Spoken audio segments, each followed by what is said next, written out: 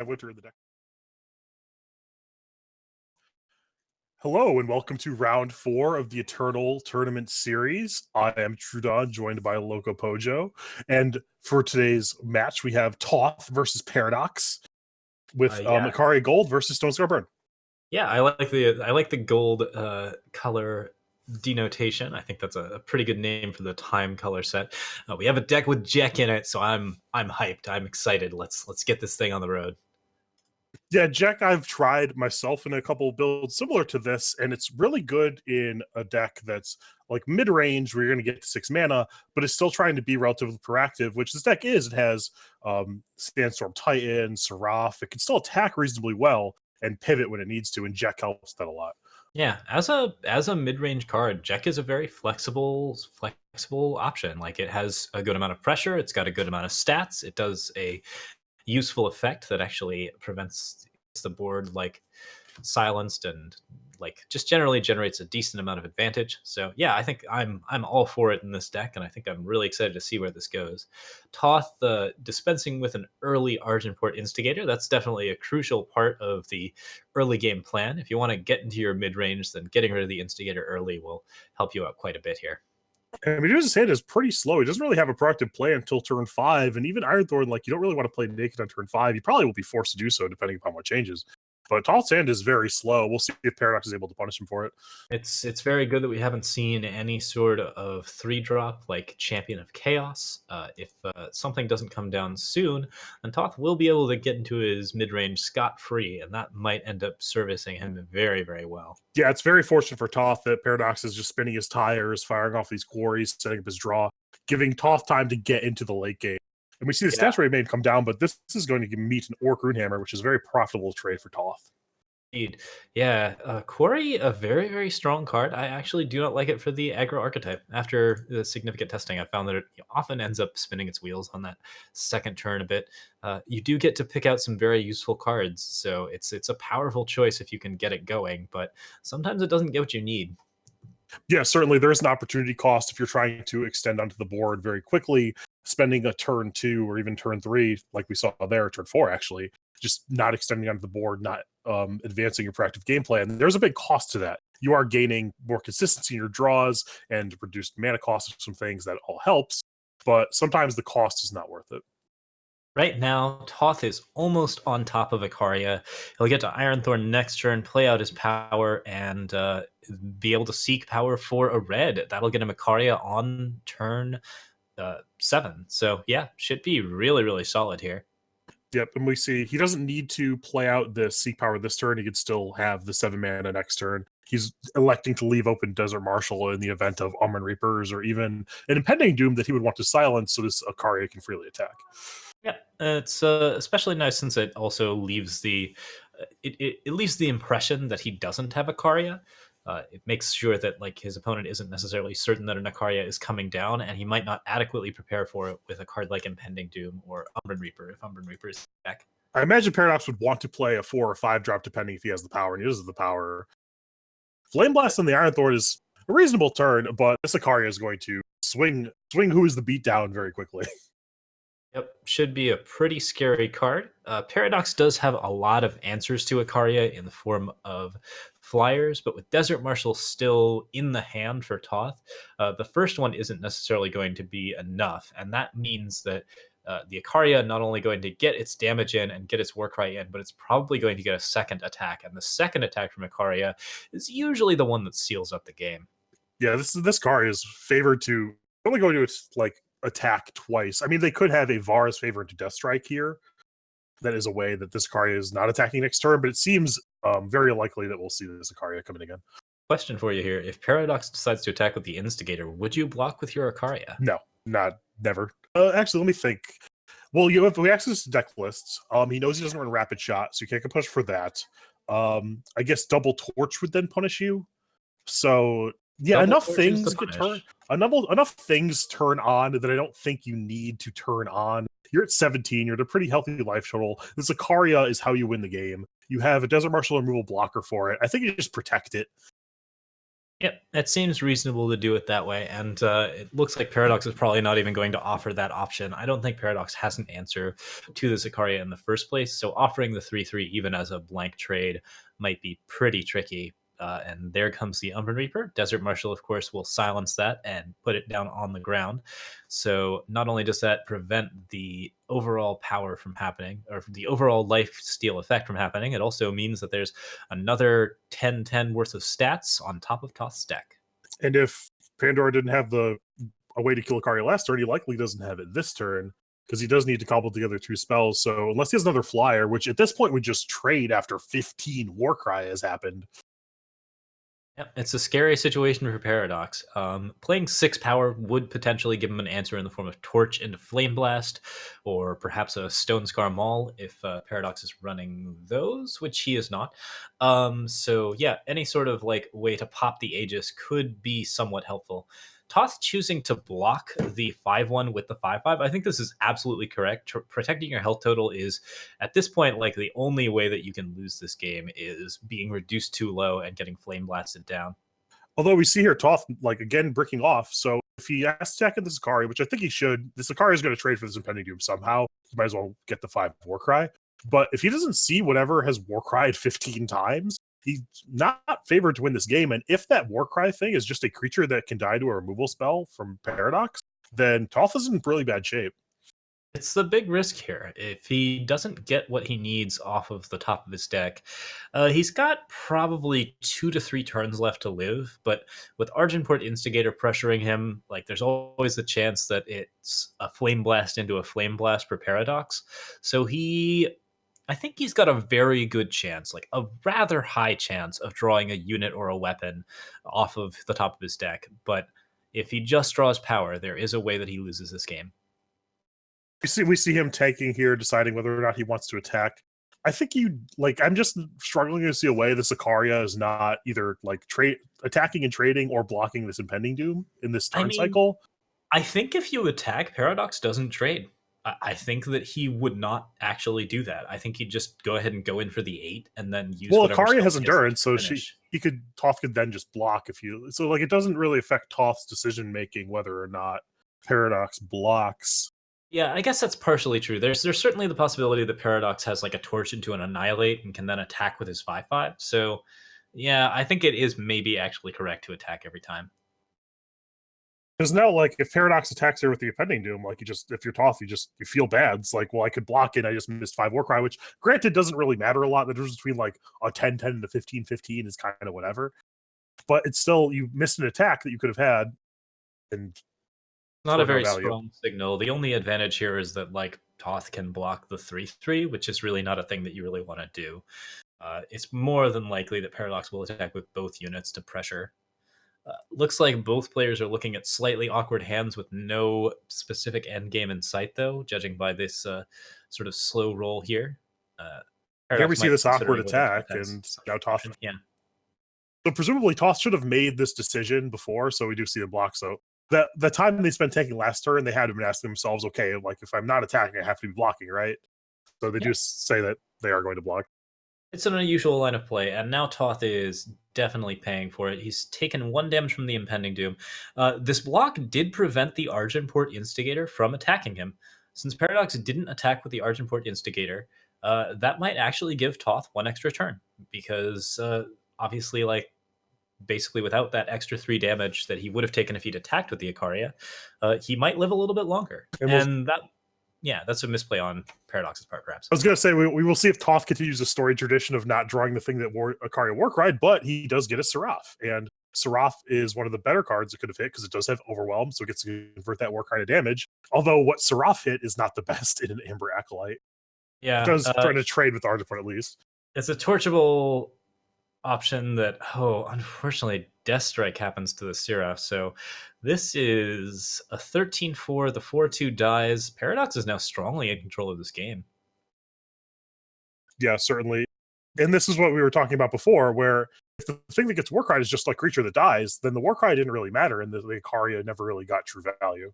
Yeah, you need a lot more weapons or other things. Ikaria is especially good if it can hit an Auric Runehammer or Sword of Ikaria. Anything where you actually get a relic weapon not only gives you a huge health swing, but it also allows you to just generate a lot more value out of your general trades. What we have here is direct units that you're playing and 14/14 Reality Warden. The Ooh. awkward thing is, it's still like the champion still attacks into it, and Toss still takes 4. So, It takes the full 5 actually from Argenport Instigator. oh, So that is Paradox correct. doesn't quite have lethal this turn unless he has a kill spell in his hand, but he's going to reduce his opponent to 1. Yeah, Toth has to block with the Reality Warden here just to not die. I mean, he could take it, but then where is he next turn? Uh, Not in control of this game, it looks like. Sandstorm Titan doesn't do much. Reality Warden attacks in, and that loses him the game. Toth can hit Seraph and try to hit a Silence here, or another Ikaria, I or guess. something. Oh, Oh, Idle Distrain! And idle then for lethal. for the Rubbins. So good. Seraph just stabbed him in the back. That hurts a little bit. He wasn't going to win that game anyways, but I don't think I've ever actually seen a Seraph kill a player before. That is the best Idle of Distrain.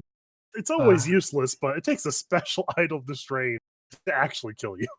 I mean, that is the risk of using Seraph as your late game finisher. You do have that element of randomness where sometimes that card is just not going to help you that much. In this case, about the worst possible option. I do Pretty want to great. talk about that last turn briefly, though. Not blocking that Champion of Chaos with the Reality Warden. Um, I guess the Umber Reaper is going to be lethal regardless, but he did have a Sandstorm trying to block it if he found a Silence. It was just not blocking that Champion of Chaos. I don't know where it gets you.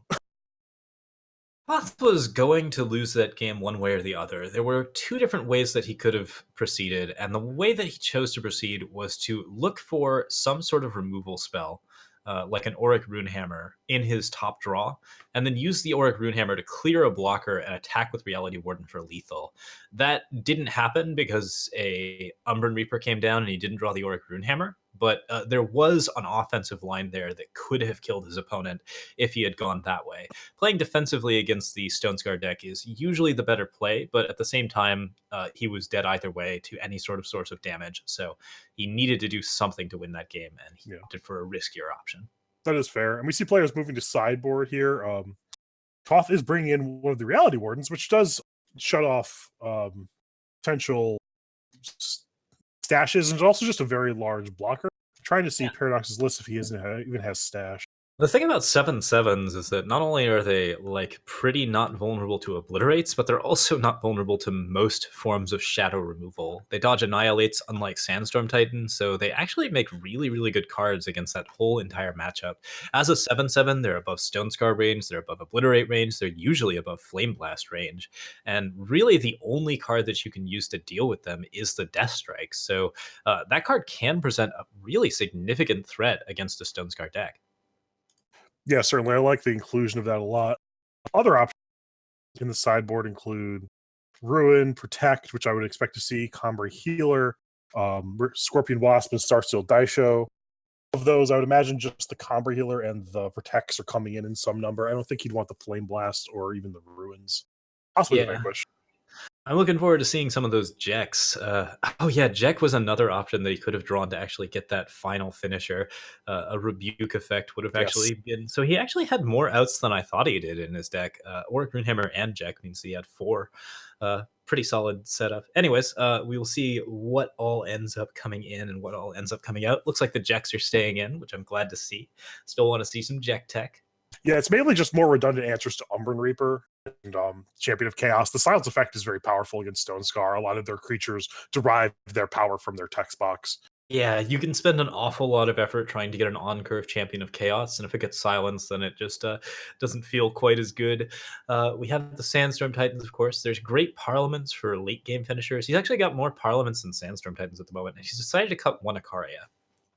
It's also interesting to see that thus far Toth has chosen to not bring in the Combray Healers. I would think that this would be one of the better matchups for them, but he maybe doesn't see anything that he particularly wants to swap out its place. His deck does have like just generally good cards, and sometimes it's hard to like side out something that is generically good for something that's specifically good. Yeah, Combat healers can present pretty good stalls, but they mostly only stall the Argenport Instigator, and even then, it's usually an Instigator into a Torch. So I can see the reason for not playing them. That 3 health gain is really quite relevant. If you can put the 3 health onto a larger unit that has managed to survive for 1 turn, then Combat healer gets a pretty significant amount of value. But at the same time, a 2 damage unit really doesn't do that much against a Stone Scar deck, so I can see why it might not be a solid choice. Yeah, it's certainly reasonable. Toth And if seriously considering cutting Sandstorm Titans from his deck. we do see 2 Annihilates in Paradox's sideboard. It's just a creature that doesn't really rumble well. I mean, it rumbles well with the Impending Doom and the Soulfire Drake, so I would like some number of it, and it still keeps 3 in. But you need to shave something. It's kind of just a marginal creature, so I get it. Good old Acaria Cambre is going down, and we are going to see exactly how this fares in its second matchup against a Stone Scar deck. Makes you a hand that is likely getting shipped back. There's not a And lot of power. 2 power and not in 3 colors. That Acaria in hand is definitely not going to get played anytime soon. So we see this one shipped, and the result is a lot better. Double green, 1 fire, 3 power total, Scorpion Wasp to play around Champion of Chaos or possibly Archimport Instigator. This hand's a little vulnerable to Argenport. He does the Wasp for it, I guess. Mm-hmm. So Yeah, the be Wasp able for to do it. Okay. Argenport or for Impending Doom. He's got Vanquish available, which is really useful. He wants to save the Vanquish for Champion of Chaos and the Wasp for Impending Doom, but the main risk here, of course, is if the Wasp gets hit by a Torch or an Annihilate, then it doesn't actually do the job that it's supposed to be doing. And it's really good for Toth here to see the Paradox not putting him under pressure, not having a drop, not even a quarry that would increase the likelihood of having to face something on turn 3 or turn 4. And then we see Yeah, another path from Paradox too. So Toth's just under no pressure. yeah, a pass on turn 3 after not drawing anything means that Paradox probably drew a hand that wasn't really very good. He will get into some late game threats, of course. Like there's definitely some actual options there, but you really want to play an Instigator or a Champion on 3 so that you can support your threats rather than just end up answering your opponent. This turns the Stone Scar deck into a control deck for the time being. And until Paradox can generate some sort of threat that he can actually play around, he's going to be on the back foot. This statue I made is pretty good. It's like very awkward for Toth to attack into. Like given this texture of his hand, he probably just has to trade the Sandstorm Titan for it because there's no prospect of it ever not just trading. It's usually right to trade card for card on this. The Statuary Maiden's cudgel doesn't really influence the flow of the game all that much, since most of your removal is going to be dealing with things that have 5 power or more anyways. So like as far as this is, it's a 2 extra damage for Paradox, but basically he just traded a card for a card. Reality Warden's one-sided, right? It only affects the opponent's graveyard. It only affects the opponent's void. That is correct. Okay. And I was wondering if it there's would not stop the really cudgel. I don't think it does. I'm not sure if there's actually anything that it can stop here. There's no Smuggler Stash in Paradox's main board. It There does have two might on the side, but I doubt he brought it in for this matchup. It's possible. It does tend to go a bit longer. Yeah, I mean, I think it's a good choice against Combre, and there's a possibility that Reality Warden locks him out of it. But Reality Warden's main effect is not the thing that you're usually going for here. What you really want is that 7/7 that's 2 colors. Yeah, his special ability is being a 7/7. Yeah, it's a nasty card. It's hard to deal with. If you have protects and your opponent only has 2 death strikes, like you can blank virtually every single type of removal that Paradox can play against it, and that means you're pressuring with a 7/7 every turn. And that was an interesting turn by Toth. Instead of leaving up Scorpion Wasp and trying to line up the removal a little bit better against Paradox's potential threats, putting the Scorpion Wasp, the Impending Doom, and the Vanquish saving for a potential Champion of Chaos later, he elected to use the Vanquish on the Impending Doom so he could extend out a Seraph this turn, getting a better board presence, and he's actually looking to beat down with now 10 power on board and a Torch in hand. There's red in this deck and there's blood in the water. It's definitely a pressure game for Toth here. He is the aggro, he is the beatdown, and if that actually ends up working out well, I think it does. I think putting Paradox on the back foot really crushes the ability of the Stone Scar deck to effectively deal. Yeah, Stone Scar does not want to be a deck that's trying to come back from behind. It really doesn't have great tools to do that. All of their answer cards are very expensive with Obliterate and Flame Blast and Death Strike. You're not really gaining forward progress on tempo with those cards. You're just usually staying net neutral. At this point, Toth can play the second Seraph. Single target removal is most of Paradox's deal, so I mean, there's so little pressure here. The Scorpion Wasp is there for the Impending Doom. Even if it doesn't actually kill the Impending Doom, it still forces Paradox to spend vital power killing the Wasp and still not do any damage. That loses all of his tempo. Paradox might actually have to sit on this 5/5 and just slowly take damage. I'm not even sure this Impending Doom's coming in. I think it has to sit back and block. And yeah, Impending Doom on the defense is always rough. It definitely damages the flexibility of the Mauler's deck. It gives you a lot of power on that 4-drop, but you have that sort of just, you cannot be defensive ever because this kind of thing happens. And yeah, it's pretty scary position for Paradox. I think Toth is probably going to pick this game up.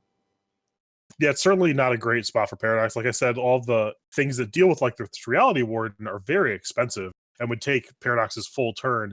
And then, for example, if Paradox has Flame Blast here, he can deal with the Reality Warden, and then he would have a blocker for these 2 Seraphs. But anything outside of that is just really awkward for him. Yeah. Okay, so Paradox choosing to attack with the 5/5. Now he'll have to either spend a removal to kill the Scorpion Wasp or just lose the 5/5 entirely, which really not too bad because it means he takes 1 less damage from it. If he can figure out some way to actually clear some of these threats off, especially the 7/7, he'll be in slightly better position. What's interesting is Paradox actually has 2 Stray in the Shadow in the sideboard. Maybe he brought them in. A Stray into Shadow would be pretty effective here, especially if you follow it up with a Torch to the Reality Warden. That would clear the entire board and actually set up Paradox in a way that looks pretty good. And if you did have that, you would probably start by attacking with the Impending Doom. He's got a Quarry that could pick up a Stray for 4. He took it instantly. There's an out here. Whatever he got, it was good. He didn't think about it. Either that or it was 2 power. And that's also possible. Umbran Reaper there does save him for a turn. It blocks the 7/7, gains him 5 health back. He takes 6. Torch to the face actually is lethal. Yeah, order of operations. Yep. I missed it initially as well. All right, so that clears up that game for Toth. It's now 1-1, and it's anybody's game. This matchup is very dictated by who can get ahead first because both players do not have great options to come back from behind. Toth is a little bit of an exception in the fact that he does have Harsh Rule in his deck, so he can come back from being very far behind. But outside of that, his tools are very limited. Yeah, the late game advantages for the Ikaria Gold deck are Seraph and all of the War Cries and just sort of like late game units. It's a bit of a slower strategy, but it tends to value out a little bit more. Whereas the late game strategy for the Stonescar deck is just your opponent is at 10, let's Flame Blast them for 10, they're dead, they don't have any card advantage. So I think that either plan will work. It's just a matter of who gets the pressure on early and like exactly what deck gets allowed to perform most of its strategy. So the back and forth is really important here. Every trade matters. Certainly, and we will be moving into the final game 3. We see Toss opening hand here. This was kind of marginal. I would expect him to send it back. It's probably a little bit below average. We'll see what decision he makes. Yeah, that Vanquish is pretty nice, as are those Valkyrie Enforcers, but there's no guarantee that you get the second green, so most of the cards in that hand are not playable, especially if he doesn't draw a 3rd power, which can happen in a tournament setting. Find the way and seek power. All good seekers, he's definitely capable of playing anything that he draws, but he has no gas in this. Yeah, this is functionally an 8-power hand. There's only 1 business spell in the form of Vanquish, so he has no proactivity. He'll have to draw into something, and hopefully Paradox doesn't put on the pressure too fast because Toth really can't deal with it. All right, Drew is for 6-drop. That's important. He wants 6 and 7 drops as much as possible. Yeah. Find the Way is going to set him up. Amber Acolyte's going to set him up. He'll be playing 6 and 7 drops. If he draws Ikaria, it will be a playable card on 7. Every card that he draws in between 3 and 7 is extremely good for him right now. And this is where Paradox really needs to punish the Find the Way deck for playing all these Find the Ways. And here we see the Argenport doing just that. Nothing in Toth's hand is going to prevent this from having a profitable attack this turn. he drew a Reality Warden that's on curve for him and is a threat that Paradox is going to have a hard time dealing with. So, like, now he's starting to look at a really respectable curve.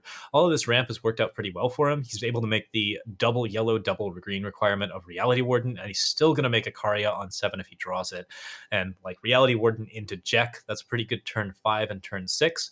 It's more his turn 4 that he really has to worry about right now. Yeah, because this turn he really has nothing to do. The Vanquish has no legal target. He's just going to find the way. And then that means both of the champion and the Argentport have profitable attacks. He's going to have done at least 9 damage from his creatures. And depending upon what the rest of his hand is, he could just go with burn the rest of the way. We've all seen how much reach the Stone Scar deck has. It's a lot.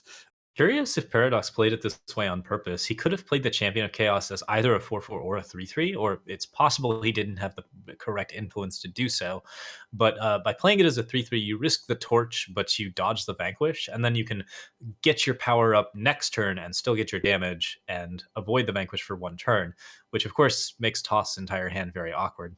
I think because the Argentport lived, you can safely assume that they don't have the torch, so then you just have to play around the Vanquish. It's not 100%. They might have decided for temporary reasons to play the Amber Acolyte, but generally I assume they would have torched if they had it. Yep. So that means that Toth is actually like in a very sticky situation. He can't play his Reality Warden on 5 like he wanted to. So overall, a very strong play from Paradox. Good use of his power. Good use of just making sure that that champion was down and was a threat in a way that it couldn't be removed, but was still a 4/4 when it mattered. And here we see Toth deciding between potentially vanquishing the champion, which would be his whole turn, and that's not really great, or playing the Reality Warden or possibly the Parliament. So either a creature to block or a removal spell. It's just, it feels so bad to have a 5-mana Vanquish be your turn. I think you Reality Warden here and then look to Parliament Vanquish in the following turn. Yeah, you can just ignore the Champion of Chaos and block the 3/3. That gets rid of the Argentport, which is kind of important for making sure that you don't get slowly burnt out. The Death Strike is right there. There's only 2 of those in Paradox's deck. He might have sided in some more. But from here, it's actually going to be pretty tough for Toth to recover. Yeah, this is the point in the game where, like, the 2 creatures in play on Paradox's side could just disappear from the game, and I think Toth would still be a huge dog to win. Yep. I mean, Paradox can have Obliterate in hand. He can have Flame Blast, although not quite. Really, just about anything will finish him. Yeah, a Flame Blast will work here if he doesn't kill the 3/3. Basically, any sort of removal from Paradox, and this game is almost completely over.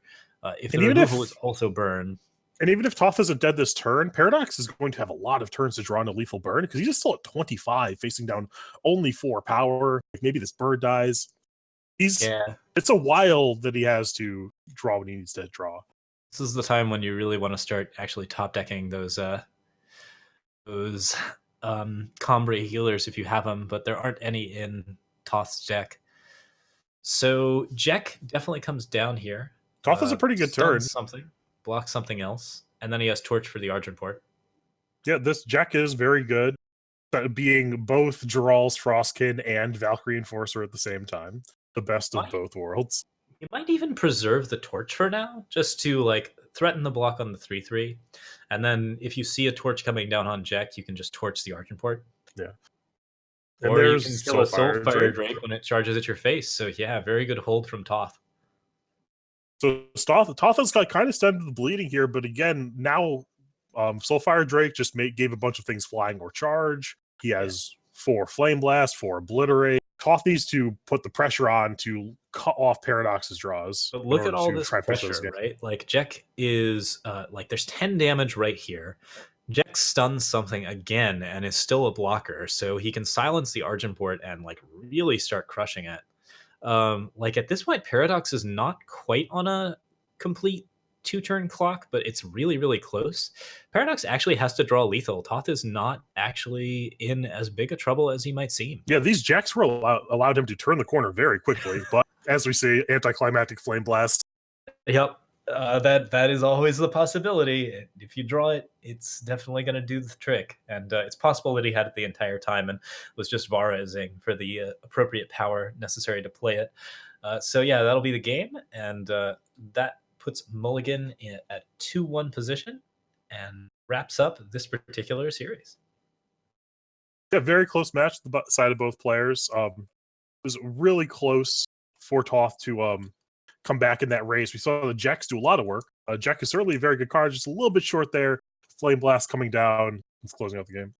Yeah, I love those Jeks. I think more Sandstorm Titans, more mid-rangey stuff might have served Toth a little bit better there, but in general, like he didn't quite have what he needed in the middle of that matchup, and part of that was entirely due to that champion of chaos play. So yeah, I think overall, like a really good series of back and forths. Like this was a pretty fair matchup and a lot of interesting things going on. So Yeah, yeah, well, Toth's. I'd be interested to see Toth's Cargo Gold deck more. Unfortunately, he lost that round. I'm not sure what his record is now. I think he's X1 or X2, but I'm really intrigued by his deck. I like the Jacks and everything. It's just a really cool way to build. Essentially, big combo splashing for Karya if you can call triple fire influence a splash. yeah, both players played admirably, and it was nice to see that Akaria get a 13-14 Seraph, even if it was almost immediately killed. I liked the Reality Warden side-ins from Toth. I liked the Champion of Cunning plays and other things from Mulligan. I think both players just like really did a very good job with their decks and making sure that they curved out correctly. Yeah, we saw in game 3 there, the Stone Scar Burn deck actually be able to convert their creatures into damage so their burn spells can just eventually close out the game. That's generally what they're trying to do. It's why I usually don't like things like Saturated Maiden and the more situated removal spells like Annihilate and Suffocate. The way I usually build Stone Scar is just having all this critical mass of things that deal damage to face, and you just draw a bunch of them and eventually kill your opponent. But we actually do have a backup match here. Oh, looks like we've got one to come up. Okay, sounds good. So we are gonna be up against, is it Komodo that we're looking at?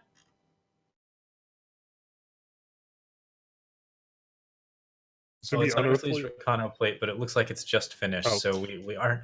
It looks like we do not have a backup match. So we'll have to be moving into round 5. So we're going to take a short break, and we'll be back after this one. I have been Pojo, and this is. we will. I'll be back for round 5.